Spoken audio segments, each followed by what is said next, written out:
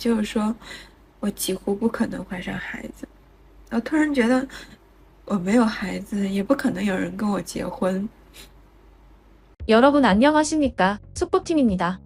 2020년 중국 CCTV에서 방영된 드라마 수설 악열 불려운, 번역하자면 누가 결혼할 수 없다고 말했는가는 중국 일선 이선 도시에 살고 있는 여성들의 결혼관을 다룬 드라마입니다. 주인공은 35살이 넘은 유명 시나리오 작가로 재능과 외모, 성공적인 경력을 갖고 있지만 이혼이라는 이유로 늘 주변 사람들로부터 비난을 받습니다. 그녀는 결혼을 못하는 게 아니라 결혼을 안 하기로 결정했다라고 주장하며 상대 남성에 대한 기준을 결코 낮추지 않겠다며 비혼을 선언했는데요. 이전에도 도시 여성들을 중심으로 퍼지고 있는 비혼에 대해서 다룬 드라마는 존재했지만 이 드라마만큼 본격적으로 다룬 작품은 찾아보기 힘들 정도였습니다. 실제로 드라마도 여성들의 비혼을 적극적으로 지지하며 자신을 찾아가라는 메시지를 던지고 있습니다. 중국에서는 여성 나이 26살부터는 노처녀에 해당하는 남은 여자라 칭하고 29살, 30살이 넘으면 나이가 많은 남은 여자라고 부릅니다. 이 단계까지 오면 여자들 사이에서도 사실상 폐경이라 부르는데 드라마 주인공의 나이가 35살이라는 점을 감안하면 사실상 비혼이 아니라 결혼시장에서 제외된 나이입니다. 89年大龄剩女勇闯成都人民公园。186年了。自由职，自由职是啥子？年收入太少，大部分是整些那个不正当的东西。肯定是正当的噻。 그녀는 연소득 40만 위안이 넘는 식당의 주인이고 세 채의 아파트를 소유하고 있습니다. 배우자에 대한 조건은 자신과 비슷한 나이이고 연소득은 적어도 상관이 없다고 합니다. 하지만 그녀의 나이가 많아 보니 공원 데이트에 참가한 남성들이 조롱하고 있습니다. 但是我有几个要求。有啥要求吗？你现在给我1辆车，再给我安排套房子，每年呢给我个10万块钱零花钱用。那你给我啥子呀？我给你要帅嘛，年轻的嘛。这个不叫老龄正常，你用处不当。 이후로도 그녀는 계속해서 조롱당하고 있습니다. 이 모습이 현재 중국 사회에서 바라보는 남은 여성의 모습입니다. 说10万块，对不对？我有3套房，要求你1套。 이렇다 보니 현재 중국의 현실은 드라마와는 전혀 다른 모습을 보이고 있습니다. 중국 더우인에서는 인지도가 높은 고품질 나이든 남은 여성이 있습니다. 그녀가 어느 날 울면서 찍은 영상 하나가 화제가 되었는데요. 我去医院做了一个生育力检测，我的雌激素水平已经达到绝经的状态了，也就是说，我几乎不可能怀上孩子。我突然觉得，我没有孩子，也不可能有人跟我结婚。公司也倒闭了，如果我没有收入，我该怎么活下去呢？活下去又有什么意义呢？ 그녀가 유명해진 계기는 하나의 영상 때문인데 흥미로운 부분은 그녀의 영상을 처음부터 보다 보면 본인이 원하는 남자의 조건이 점차 현실적이 되어가는 것을 알 수 있다는 것입니다. 이 여성이 방금 보여드린 영상 바로 이전에 올린 영상이 바로 차일이 관련 영상인데 예전에는 그녀도 여자라면 차일이를 당연히 받아야 한다고 주장하던 사람 중에 한 명이었습니다. 我刚才出去吃了个早餐，第一次在现实生活中听到别人讨论彩礼这个事儿。我觉得彩礼真的纯纯就是一个陋习啊！除了传统和习惯这种根本说不通的理由以外，你完全找不到合理的解释，它为什么有必要存在啊？根本说不通啊！唯一的解释就是它是封建社会遗留下来的陋习啊！但是为什么在现在这个男女平等的社会，它仍然要存在呢？ 아무리 중국에서 미혼 남성의 인구수가 더 많다고 하더라도 연애나 결혼을 하려는 마음을 가진 중국인들만을 꼽는다면 그 성비가 1대9로 여성이 압도적으로 불리하고 특정 기간의 일선 도시의 경우에는 1대 40까지도 비율이 벌어지는 듯 중국 사회에서 결혼을 하려는 남자를 찾기가 힘든 상황입니다. 이렇다 보니 중국의 소개팅 업체에서도 35살 이상 여성에 대해서는 상담하러 찾아오지도 말라는 공지를 써 호치기도 합니다. 그도 그럴 것이 가뜩이나 남성 회원 숫자도 적은데 나이가 많은 여성을 소개해줬다가 남성 회원이 탈퇴를 하면 손해니 말입니다. 사실 현재 중국의 혼인율은 인구 대비로 보았을 때 한국과 일본보다 심각한 수준이고 경제 규모를 비교했을 때는 출산율 하락폭도 심각한 수준입니다. 이러니 현재 중국 혼인율을 올리는 데에 유일한 희망이라 평가받는 왕포도 더 이상 참지 못하고 현실적인 이야기를 합니다. 至少比你高的，我告诉你啊，其实你们这些女孩子，我先跟你说说啊，其实我看了一点这个书，但是我真的，现在大龄剩女比男的多呀。 你知道吧？其实现在男孩子真的不占优势了，年龄大了，你们真的不占优势了。不管你是什么学历，你收入多少，真的不占优势。现在城里面，特别是大城市，剩女比男的多得多啊！你们生活在你们那个海市蜃楼当中，真的有时候就挺可怕的啊！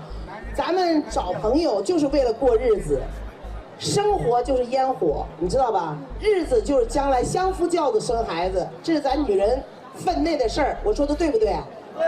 真是这样的。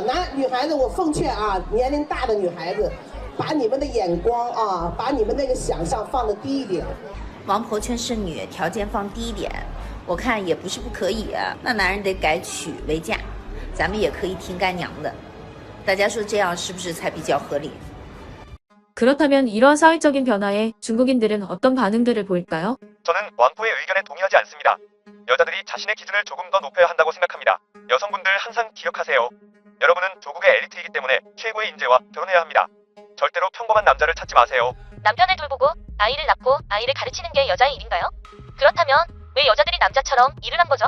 왜 여자에게만 기준을 낮추라고 합니까? 사실 여성분들은 자기 개발을 해서 더 많은 돈을 벌 수 있고 운동으로 복근도 가지고 자유도 누릴 수 있습니다. 그런데 결혼하고 싶다면 요구사항을 낮추셔야 하고 그게 싫다면 독신으로 지내면 됩니다. 조건 좋은 남자 중에 나이 많은 여자를 원하는 사람이 어디 있겠습니까? 사실 옳고 그름이 없을 수도 있습니다. 왕포 같은 사람들은 상대적으로 전통적인 성향이 강하기 때문에 오늘날의 여성 인권은 그녀의 기준에는 맞지 않을 것입니다. 옆마을에 살고 있는 60살의 남은 여자는 포기하지 않았어 마침내 멋진 남편을 찾았다고 합니다. 자매분들 절대로 포기하지 마세요. 그런데 왜 여자들의 요구사항이 낮으면 결혼도 잘할 수 있고 행복하게 살 수 있다고 생각하는지 궁금합니다. 이 이론의 근거는 뭔가요? 어차피 자본과 독이 든 다국의 아첨 때문에 중국 여자들은 진실에 전혀 귀를 기울이지 못할 겁니다. 작년에는 그나마 눈치가 빠른 젊은 중국 여성들이 빠르게 결혼을 했다고 한다면 올해부터는 나이가 먹었는데 결혼하지 않은 남은 여성들이 강제로 현실을 깨닫고 있습니다. 아무리 사회적으로 성공했다고 해도 신체 나이를 속일 순 없고 처참한 경제 상황으로 중국 남성들이 결혼을 포기하니 사회적인 분위기도 이들을 더 이상 존중하지 않는 것입니다. 我今年38岁，大龄剩女，至今未婚未育。我现在特别想问你们男生一个问题啊，你们男生真的是喜欢比自己小的女生吗？我觉得男生是这样的啊，我觉得你们男生是喜欢年纪小的，他们都喜欢18岁的。所以你们知道吗？就是我们这些还没有结婚的，过了30岁的女孩子，就是你们所谓的你眼中的大龄剩女，她们都觉得自己挺优秀的。然后之所以到现在没有结婚的原因，不是自己不优秀而导致的，怎么遇到一个正常的男生怎么就那么难呢？ 참고로 이들이 더 이상 중국 결혼 시장에서 통하지 않자 중국 여자는 중국 남자가 감당할 수 없다라는 슬로건을 앞세워서 중국보다 경제 상황이 더 좋지 않은 곳의 남자들을 찾는 분위기도 형성된다고 하니 앞으로 더 재미있는 상황들이 발생할 듯합니다. 여러분은 오늘 영상을 보시고 현재 중국 남은 여성들에게 기다리는 미래가 어떤 모습일 거라 예상하시나요? 여러분의 소중한 의견을 댓글로 남겨주세요. 오늘 영상이 마음에 드셨다면 영상을 주변에 공유해주시고 좋아요와 구독 부탁합니다.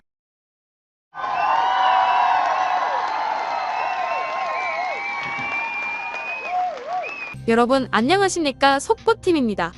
중국 소우뉴스는 최근 중국 상하이의 한 음식점에서 일어난 사건에 대한 기사를 내놓았습니다. 4월 29일 상하이시의 완탕집에 한 여성이 찾아와 음식을 주문했습니다. 해당 여성은 식사를 마친 후 휴지를 이용해 코를 풀고 이를 빈 그릇에 넣었는데요. 이후 한 번 더 코를 푼 여성은 휴지를 공용으로 이용하는 고추기름 그릇에 버렸는데요. 심지어 다른 화장지를 뽑아서 고추기름에 넣고 숟가락으로 누르기까지 했습니다. 굳이 한국 상황으로 예를 들자면 국밥집에 공용으로 이용하는 양념장 그릇에 코 푼 휴지를 넣어버린 것입니다. 이후 식당에서는 사과 없이 떠난 여성을 공론화하고자 CCTV 영상을 공개하였고 중국 온라인에서 그녀를 두고 상하이 콧물 동생이라 부르며 이슈가 됐습니다. 영상이 공개되자 하루도 되지 않아 여성의 신상이 밝혀졌고 그녀는 상하이에 거주 중이며 주식 투자 회사에 몸담고 있는 인플루언서로 밝혀졌습니다. 还记得把 BT 纸塞在餐馆里拉吊瓶那个女子，视频曝光后，网友是特别迅速找到了她的账号。她似乎早有预料，自己的账号设成了隐私，作品仅互关好友可评价，而且这事儿好像对她没有任何的影响。她还照常的发视频，粉丝更是一夜之间从8000涨到了1万。这一波反向操作，真是让人想象不到。等风头过了，会不会直播带货？ 또한 또한 많은 사람들이 사용하는 양념장 그릇에 충격적인 일을 저지른 것이어서 수많은 사람들이 그녀를 공안에 신고하였고 공안은 식당과 여성의 중재를 하였습니다. 식당 주인은 영상을 온라인에 공개한 것, 여성은 공용 식기에 코푼 휴지를 넣은 것에 대한 사과문에 서명을 하며 합의를 하기로 했습니다. 하지만 식당 측이 사과문에 서명을 한 것과는 반대로 여성은 끝까지 사과를 하지 않았다는 게 문제였습니다. 이러한 소식이 알려지고 해당 여성은 더 큰 비난을 받고 있습니다. 사실 식사 후에 화장지를 이용해 코를 푸는 모습은 종종 볼 수 있습니다. 그러나 그 휴지를 남들도 이용하는 소스에 넣는 행동은 저희 속보팀도 들어본 적이 없는데요. 이번 사건이 이슈화되면서 중국 내부에서는 중국인들도 선진국적인 마인드를 가져야 한다라는 말이 다시금 수면 위로 올라오기 시작했습니다. 오래전부터 중국 사회에서는 중국에도 외국인 관광객이 많이 찾아오니 우리도 바뀌어야 한다라고 말하며 선진국적인 국민성을 보여야 한다고 말하고 있습니다. 그러나 중국 사회는 길거리에서 용변을 보면 안 된다라고 말하는 영상들까지 있을 정도로 심각한 상황입니다. 한 예로 불과 며칠 전 중국 수저우에서 열린 마라톤 경기에서 마라톤 참가자들이 인근 중학교 교문에서 단체로 소변을 보는 사진이 공개되기도 했습니다. 경기를 관람하는 사람의 인터뷰에 따르면 나무 뒤에서 큰일을 보는 사람도 있었다라고 했는데요. 3月2号苏州马拉松，因为10个哥们儿往苏州实验中学的那个校牌上撒尿，针对这10个人呢3年禁赛。问题是苏州马拉松也跟着吃瓜唠了，取消了2026年的中国田径认证了，这事儿整的有点大车呀。 심지어는 참가자들의 체력을 보충하기 위해 배치해 놓은 에너지젤을 2개의 가방에 가득 훔쳐서 달아난 커플도 있었습니다. 오죽하면 이런 모습을 보고 중국 온라인이 외국과 단절되어 있어서 다행이다라고 자조적인 모습을 보이는 발언도 있을 정도입니다. 특히 이런 부분에서 문제가 되는 것이 바로 중국의 택시인데요. 중국의 택시는 사람이 운전하는 것과 일선 도시를 중심으로 운영되는 자율주행 택시가 있습니다. 문제는 이러한 택시들의 위생 상태가 심각하다는 것입니다. 오죽하면 중국을 방문한 외국인 관광객들이 중국 택시만 탑승하면 코부터 막아야 한다는 영상을 업로드하기도 합니다. Because in China you don't often need a score for a taxi like you do an Uber rating. They can be really gross, like here you can see a dirty tissue and wrappers and the floor's all gross. And often I would say maybe like half the taxis I get in, it stinks of cigarettes where the driver's just like stubbed out a cigarette. But then the taxis are really inexpensive, so what would you prefer? That a taxi is a third of the price and not as nice and clean, or triple the price and really clean? I don't know. 师傅，你这车上是喷了香水的哦？没有啊。 哦哟，我觉得这个香味好独特哦，前调呢有点像那种几个月没洗袜子、没洗被子的感觉，中调呢有点那种夹到烟草。 중국의 택시에서 악취가 많이 나는 이유는 택시 기사들이 청소를 제대로 하지 않는 이유도 있지만 승객들의 채취가 심각하거나 생각보다 많은 숫자의 승객들이 택시 안에서 위아래로 쏟아내는 경우가 많기 때문입니다. 이 영상은 중국에서 이슈가 된 영상으로 택시에 탑승한 여성들 중 한 명이 단어 그대로 위아래로 뭔가를 배출하였습니다. 그럼에도 그것을 인정하지 않자 택시기사는 경찰에 신고 후 잔해물들을 분석기관에 맡겨 DNA 검사를 했다고 합니다. 帮我随便报，随便报，没事的，反正我有他照片。丑啊！ 진짜 문제는 안에서 새는 바가지가 밖에서도 샌다는 것입니다. 중국 속담에는 등불 아래가 어둡고 안이 지저분하면 밖은 더 지저분하다라는 말이 있습니다. 앞서 말씀드린 한국 속담과 같은 의미입니다. 여행을 떠난 중국인들이 해외에서 문제를 일으킨다는 것입니다. 你有没有发现中国游客在国外很容易被区别对待？原因呢有很多方面。第一，文化的差异，特别是礼仪和生活习惯的不同，比如在公共场合的音量控制、排队次序，这些差异可能会产生误解，使当地居民对中国游客产生偏见。第二，部分媒体的片面报道夸大了一些不文明行为，导致国外民众对中国游客群体形成了负面的刻板印象。第三，个别中国游客的不良行为，比如随地吐痰、随意抽烟、大声喧哗等等，影响了整个中国游客群体的国际形象。 재미있는 점은 해외에서 현지인들에게 민폐를 저지르는 중국인들의 사례를 두고 정작 중국인들은 중국이 강대국이기 때문에 외국인들이 견제하려고 허위 사실을 퍼뜨린다라고 말하고 있다는 사실입니다. 美国人为什么可以接受日本人、韩国人，甚至越南人，但唯独接受不了中国人？我并不是说一味的责怪老美，有的时候为什么别人会特别讨厌我们？新排华法案是因为中国的强大，让老美。 그렇다면 안에서 마구 새고 있는 중국인들은 이러한 상황에 대해 어떤 중국 반응을 보여줄까요? 나도 태국에서 문제를 일으키고 일본인인 척한 적이 있다. 왜 우리가 다른 나라 사람들로부터 환영을 받아야 하는지 궁금하네요. 우리가 인정받아야 한다는 사고방식은 좋지 않습니다. 겨울에는 많은 택시 운전사들이 냄새를 풍긴다. 그들의 발 냄새, 땀 냄새, 담배 냄새도 맡을 수 있습니다. 저는 실제로 여러 가지 냄새를 복합적으로 경험했습니다. 심지어 창문도 열지 못하게 하면 엄청 고생할 수밖에 없어.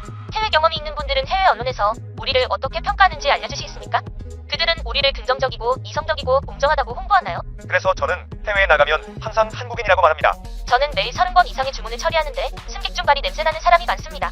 그들은 보름 동안 발을 씻지 않고 양말도 갈아입지 않은 것처럼 보입니다. 외국인들은 우리 중국의 지성과 깊은 역사, 문화를 질투하여 우리와 비교조차 할 수 없기 때문에 항상 우리를 비방합니다. 이는 중국이 점점 더 강해지고 있다는 것을 증명합니다. 이웃이 가난하면 그들을 얕보게 됩니다. 그러나 부자가 되면 다른 사람들은 당신을 질투하고 싫어하게 됩니다. 어차피 중국이 세계를 지배하게 되면 인기가 있을 겁니다. 많은 중국인들이 해외에서 돈을 많이 쓰는 것이 최고라는 사고방식을 가지고 있습니다. 제가 해외여행을 나가면 중국인 단체 관광객은 피하려고 노력합니다. 너무 시끄러워서요. 저희 속보팀은 이전에도 여러 번 말씀드렸지만 한국을 방문하는 모든 외국인에 대해 환영하는 입장입니다. 그들이 한국의 법과 문화를 존중한다면 말입니다. 그런데 오래전부터 중국인들이 한국에서 저지르는 일들은 그들에게 절대적으로 호의적인 태도를 보일 수 없게 합니다. 그중 큰 예가 바로 제주도에서 중국인들의 행태입니다. 속보팀이 최근 커뮤니티에 남긴 글도 마찬가지입니다. 속보이는 이야기 시청자분들은 국내나 해외에서 중국인들로 인해 피해를 보신 사실이 있으신가요? 여러분의 소중한 의견을 댓글로 남겨주세요. 오늘 영상이 마음에 드셨다면 영상을 주변에 공유해주시고 좋아요와 구독 부탁합니다.